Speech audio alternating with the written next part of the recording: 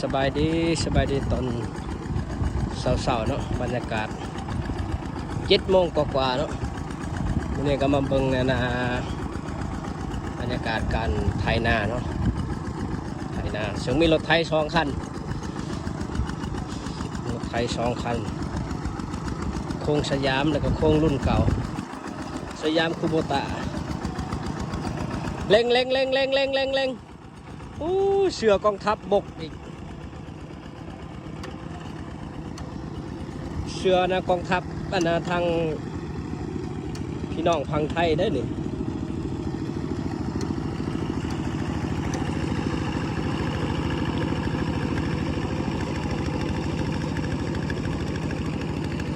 ให้หน้าชิบเสมอกัน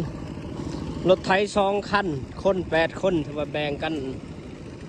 คันหนึ่ง4 คนเนาะพัดเปลี่ยนกันไถให้หนึ่งแล้วก็เปลี่ยนกันพัดเปลี่ยนกันมือก็จะได้ไถอยู่ประมาณ3 ไหเนาะ3 ไหต่อคนที่ประมาณนี้เนาะกำหนดเวลาแม่น7 โมงเช้าหา11 โมง00ของตอนเที่ยงรถคันนี้ที่ไถง่ายได้คันนี้นะเพราะปุกเกียมันยังดีโค้งยังดีตัวนั้นมันสิไทยเนี่ยประเภทคันเหลี่ยวมันก็เป็นอะไรเนาะมันก็สุกโทรมไปตามอายุการ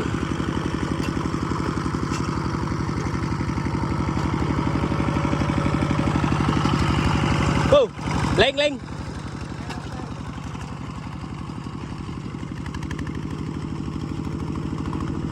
สำเร็จหลังจากไทยแล้วก็ได้สอนคันอีกหอบหนึ่งเนาะก่อนจะขึ้นไฮใหม่หน้าประมาณ12 เฮกตาร์ปลายๆถือว่าแบ่งเป็น2 ธงจะมีธงนี้แล้วก็ธงในธงกระแจ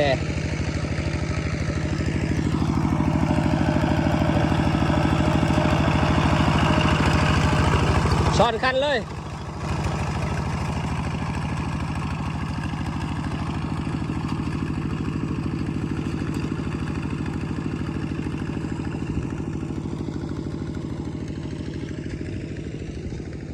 บรรยากาศบ่มีแดดชี้ครึมๆนี่เนาะ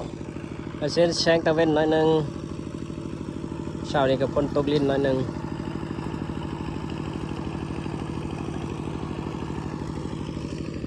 สวรรค์ที่ทงเพียงสวรรค์เขต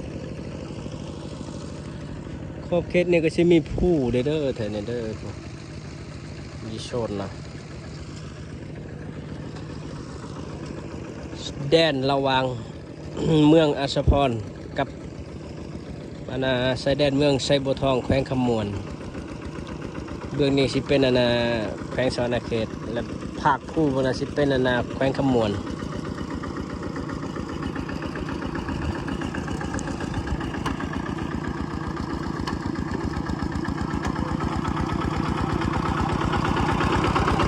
โอ้ได้รถคันใหม่เนาะมือวาดในไทยคันนั้นโอ้คักในเชือนี่แหละนะกองทัพบกเลย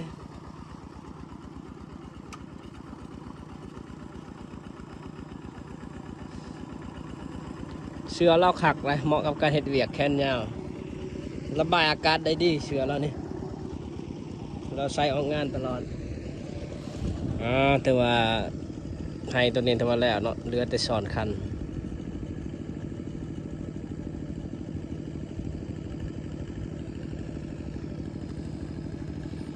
มีอย่างเนาะถ่ายบรรยากาศให้เบิ่งการเห็ดหน้าหรือว่าฤดูการเห็ดหน้างวดสุดท้ายของปีตัวสำเร็จทงนี้ถือว่าพักผ่อนรอถาเกี่ยวอีก3 เดือน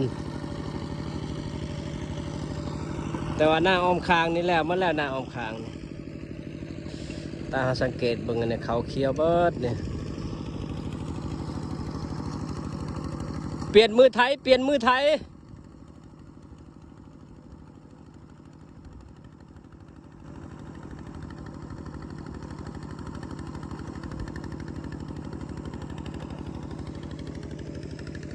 ผู้และขอบเขตหน้าก็สิผู้จะบนเทียงหน้า2 หลังแล้วก็ อ้อมไปทางน่ะทางเฮือนหลังนั้นมาเทียงหลังนี้ทิศเหนือกับทิศเทียงเบื้องนี้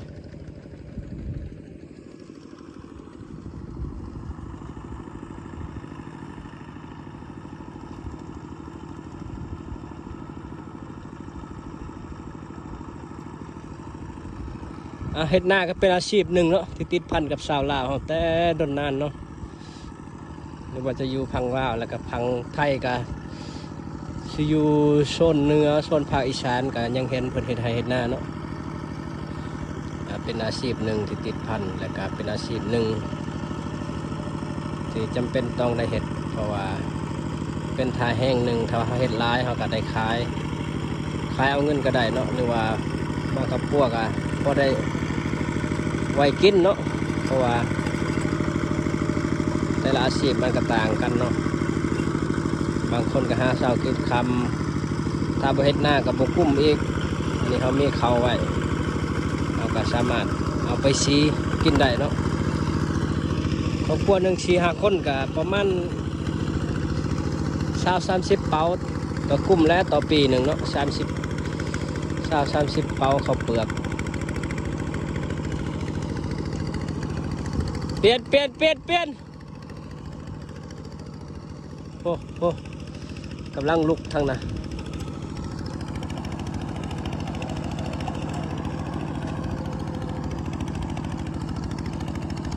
ยังอุดมสมบูรณ์อยู่ยังอุดมสมบูรณ์แต่ว่าจักเข้ากับจักรถไถนี่ถือว่าอายุการใช้งานนี่ถือว่าหลายปีเลยประมาณ10 กว่าปีเนาะในการไถกับสิพบแต่ส่วนร้ายกับบางปีก็สะดวกบางปีก็พบความยุ่งยากเนาะเป็นต้นมันนะปีรถไถหรือว่าจักรใช้ปอกใช้พานนี่แหละเขาเลขยากได้จักหน่อย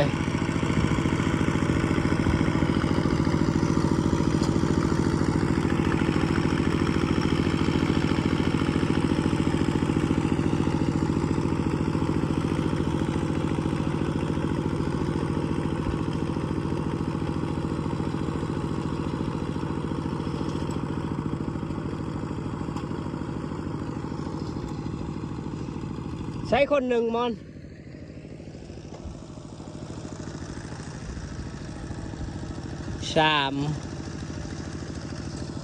ไปวะ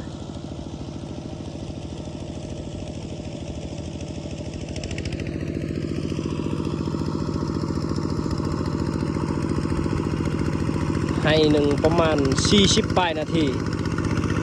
จังแล้วต่อให้แต่ว่าผู้ใดไทยแล้วก็จะได้พักด้นอยู่เพื่อชีหอดเกือบ2 ชั่วโมงพอแล้วเพื่อชีหอบนะเพราะว่า4 คนต่อคันโอ้ใส่ผ่านงานนะคันรถไทยนี่เห็นในคลิปหลายๆคลิปกับบางบอนในเพิ่นก็แต่ง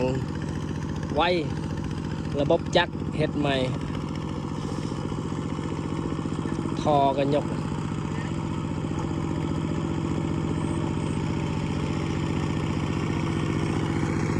เปลี่ยนแล้ว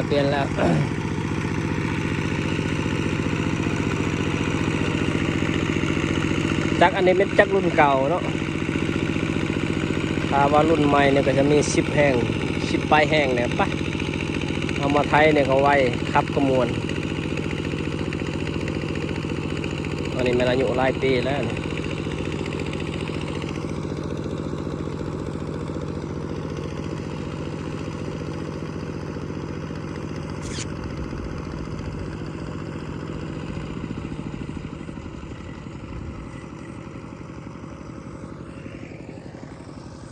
ทางเที่ยวอยากชวนเจ้าไปสุรินทร์ได้ไหม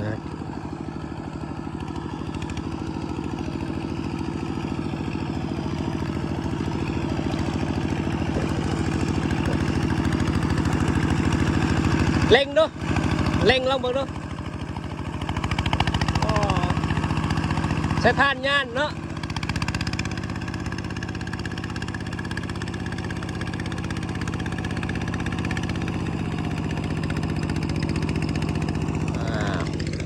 เดี๋ยวไปเบิ่งขั้นนี้ก่อนโอ้ขั้นนี้ก็จักรวมแห้งเลย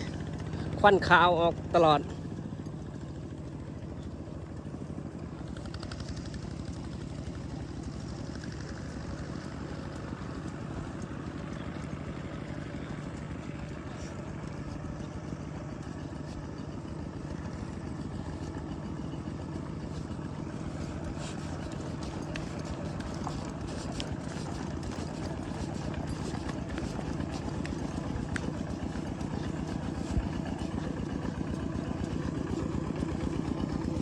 โอ้ให้ตัวนี้บกขักเลยนำเรือน้อยหนึ่งก็คันควาวออกตลอดเนาะคันควาวเนาะ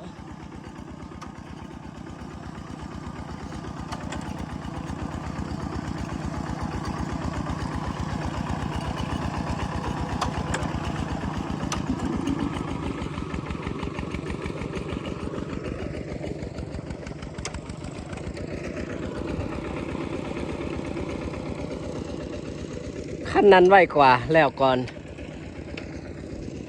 ตัวนี้จักสิเก่าแห้งตัวนี้เนาะ10 ปลายปีเกือบ20พุ่นแหละเกือบ20 ปีแต่ว่ามาอัปเดตไปในเนาะการไถนามือที่1น่าร่วมเอากาสิปิดคลิปเพียงเท่านี้เด้อขอบใจสำหรับผู้ที่เข้าเบิ่งเนาะแต่ต้นจนจบสบายดี